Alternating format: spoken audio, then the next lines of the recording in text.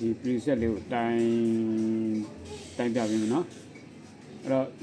ဒီဘက်ထိပ်နဲ့ဒီဘက်ထိပ်က preset ရဲ့အုံးတန်ဖိုးရမယ်ပြီးတော့ဒီဘက်ထိပ်နဲ့ဒီဘက်အလဲအငုံနဲ့ဆိုရင်သူကအုံးတန်ဖိုးပြောင်းလဲမဲ့ငုံပေါ့နော်ပြီးတော့အလဲအငုံကအုံးတန်ဖိုးpreset ရဲ့အုံးတန်ဖိုးပြောင်းလဲမဲ့ငုံပေါ့အဲ့တော့ဒီဘက်ထိပ်နဲ့ဒီဘက်ထိပ်ကိုအုံးတန်ဖိုးပြောင်းလဲမယ်ဒါမှမဟုတ်ဒီဘက်ထိပ်နဲ့ဒီဘက်ထိပ်ကိုအုံးတန်ဖိုးပြောင်းလဲမှာဖြစ်တယ်အဲ့တော့ဒီဘက်ထိပ်နဲ့ဒီအလဲကငုံနဲ့ကျွန်တော်တို့တိုင်းကြည့်အောင်တိုင်းကြည့်မယ်ဆိုရင်ဟောလောက်ရှိရနော်600ကီကျော်လောက်ရှိရနောက်တစ်ဖက်ကိုပြန်တိုင်းကြည့်မယ်နောက်တစ်ဖက်ကိုကျတော့300အုံးကြားမှာရှိရနောက်တစ်ဖက်ကိုပြန်တိုင်းကြည့်မယ်နောက်တစ်ဖက်ကိုပြန်တိုင်းကြည့်လို့ရှိရင်900ကီဝန်းကျင်900ကီဝန်းကျင်ပြရတယ်နော်အဲဆိုရင်ဟောဘက်ထိပ်နဲ့ဒီဘက်ထိပ်ကိုကျွန်တော်တို့ပြန်တိုင်းကြည့်အောင်ဟောဘက်ထိပ်နဲ့ဒီဘက်ထိပ်ကိုတိုင်းကြည့်တဲ့အခါမှာ preset အုံးတန်ဖိုးကိုတိုင်းကြည့်တဲ့အခါမှာသူကအုံးတန်ဖိုးကမငြိမ်တော့ဘူးဖြစ်သွားတာနော်မငြိမ်တော့ဘူးနော်အဲဆိုရင်ဒီ preset ကဒီ preset ပြတ်သွားပြီပေါ့နော်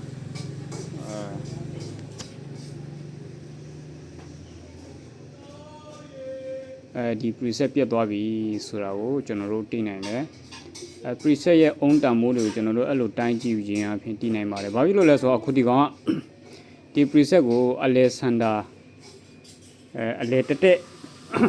က်မှာတော့ထားတယ်သူကဟိုဘက်ဘေးလည်းမရောက်ဒီဘက်ဘေးလည်းမရောက်ဘူးเนาะအဲ့တော့ပြောမှဆိုရင်တော့ဒီကောင်လေးကဒီအလဲငုံနဲ့ဘယ်ဘက်ကငုံနဲ့တိုင်းမယ်ဆိုရင်လည်းဥမာတော့အုံးတန်ဖို့တော်ဝဲပြရမယ်ဒီအလဲငုံနဲ့ဟိုဘက်ညာဘက်ကငုံနဲ့ပြန်တိုင်းမယ်ဆိုရင်လည်းအုံးတန်ဖို့ကထက်ဝက်စီပြနေရမှာပေါ့နော်အဲ့လိုလည်းမပြတော့ဘူးသူပြချင်လို့ပြနေတယ်ပြီးတော့ဒီ preset ရဲ့အုံးတန်ဖို့အမှန်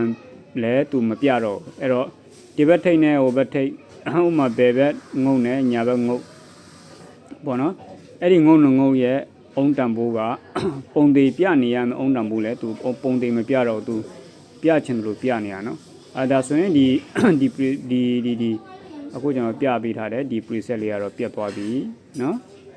ဆိုရင်ဒီ preset လေးကိုကျွန်တော်တို့လဲရမယ်